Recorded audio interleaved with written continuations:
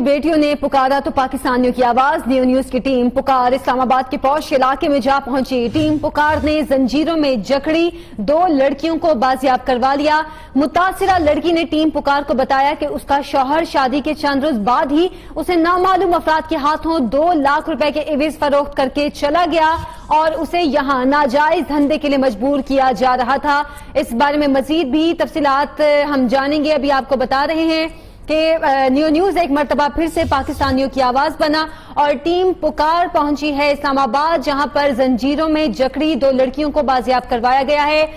پکار کی anchor person Aneela Aslam ہمارے ساتھ موجود ہیں، ان سے اس حوالے سے جانیں گے۔ انیلا، یہ کیا معاملہ ہے؟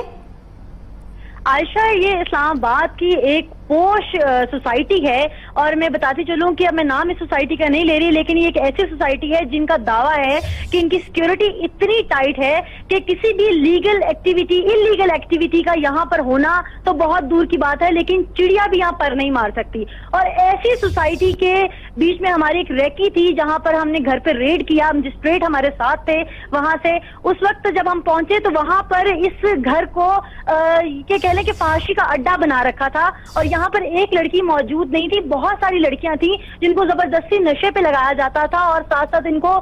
دھندا کرنے پر، جسم فروشی کرنے پر مجبور کیا جاتا تھا، اور جو بات نہیں مانتی تھی اس کو زنجیروں میں باندھ دیا جاتا تھا اور اس پہ تشدد بھی کیا جاتا تھا۔ ہم لوگ جب اس سوسائٹی میں پہنچے اور ہمارے پاس جب انفارمیشن تھی، ہم نے ریڈ کیا تو وہاں زنجیروں میں جکڑی ہوئی لڑکی تو برآمد ہوئی، ساتھ ایک ایسی لڑکی بھی ہم نے وہاں سے برآمد کی جس کا 3 لاکھ کا چیک رکھ کے اس کو بلیک میل کیا جا رہا تھا کہ اگر وہ یہاں سے بھاگے گی تو اس کی پوری فیملی کو اس چیک کے کیس میں اندر کروا دیا جائے گا اور ان لوگوں کو ایسی سزا دی جائے گی کہ وہ سب لوگ، پورا خاندان ان کا یاد رکھے گا۔ یہ زنجیروں میں باندھی ہوئی لڑکیاں تھیں۔ جب یہاں سے ہم نکلے تو ایک اور فلیٹ بھی تھا ان کے مخصوص فلیٹ سے، جو کہ 2 سے 3 اسی سوسائٹی کے اندر تھے، اس سے بھی ہم نے ریڈ کیا اور وہاں سے بھی پورا فحاشی کا جو سسٹم انہوں نے بنا رکھا تھا، ناچ گانے کا اور منشیات سمیت، وہ تمام چیزیں یہاں سے برآمد کی گئی۔ اور سب سے بڑی بات یہ ہے کہ جب ہم یہاں پہ پہنچے تو یہ لڑکیاں رو رو کر دہائی دینے لگی اور ان کا یہ کہنا تھا کہ ہم لوگوں کو زبردستی نشہ کروایا جاتا ہے، ہم لوگوں کو مارا پیٹا جاتا ہے، بیلٹ کے اوپر کیل لگائے جاتے ہیں جس سے ہمیں زور سے مارا جاتا ہے۔ تو انیلا، یہ لڑکیاں ہیں کون؟ یہ ان کے چنگل میں کیسے پھنسی ان لوگوں کے؟ یہ لڑکیاں ہیں کون؟ کیا یہیں پہ رہتی ہیں، اسلام آباد کی رہائشی ہیں یا کسی دوسرے علاقے سے لائی گئی ہیں؟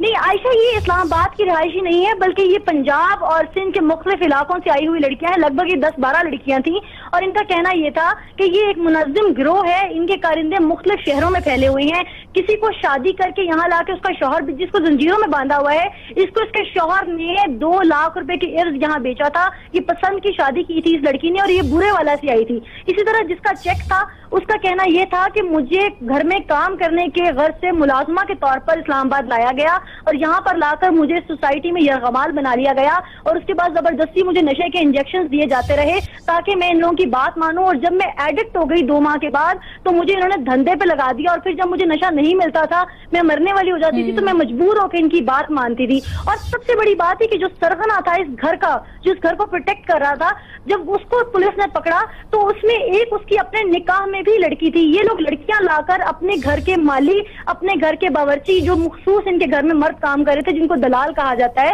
یہ ان کے نکاح میں لڑکیاں دے دیتے تھے تاکہ وہ لڑکیاں یہاں سے بھاگ نہ سکے اور ان کے گھر والی یہاں پیچھے سے کوئی کارروائی نہ کر سکے، ہم کہیں کہ ہماری منکوہ ہیں یہ، اور یہ فحاشی کا اڈا چلاتے تھے۔ اور یہ لڑکیاں، ان کے جسم پہ اتنے زیادہ اس کے زخموں کے نشان تھے، ان کو مارا جاتا تھا، یہاں تک کہ اس سرغنہ کی ساس بھی اندر یرغمال تھی اور وہ بھی چیخ کے دہائی دینے لگی کہ میری بیٹی کو پچھلے 7 سال سے یہ شخص بیلٹوں سے، پٹیوں سے، کیلوں سے مارتا ہے اور اس کو دھندے پہ لگاتا ہے۔ اور ساتھ میں یہ بھی بتاتی چلوں کہ یہ شخص اتنا ظالم تھا کہ اس نے 3 لڑکیوں کو تو جان سے ہی مار ڈالا تھا جنہوں نے یہاں سے بھاگنے کی کوشش کی تھی، جن میں سے 2 کو جلایا گیا تھا جو کہ ہمیں وہاں سے اپڈیٹس موصول ہوئی، اور ایک کے منہ پہ تکیہ رکھ کے اسے جان سے مار دیا گیا تھا تاکہ تمام لڑکیوں کو اس چیز کا ڈر رہے کہ ہم نے یہاں سے نہیں نکلنا۔ اور تمام کمروں میں CCTV کیمراز لگا رکھے تھے، باہر انٹرس پہ کیمراز لگا رکھے تھے، ٹائٹ سیکیورٹی تھی تاکہ یہاں سے کسی قسم کی بھی کوئی حرکت کوئی لڑکی نہ کر سکے، کسی کے پاس موبائل فون نہیں۔ یقیناً رونگٹے کھڑے کر دینے والے یہ انکشافات ہیں اور ہم امید کرتے ہیں کہ پولیس اس حوالے سے کارروائی بھی کرے گی۔ انیلا اسلم، شکریہ آپ کا، ہمیں اپڈیٹ کر رہی تھی۔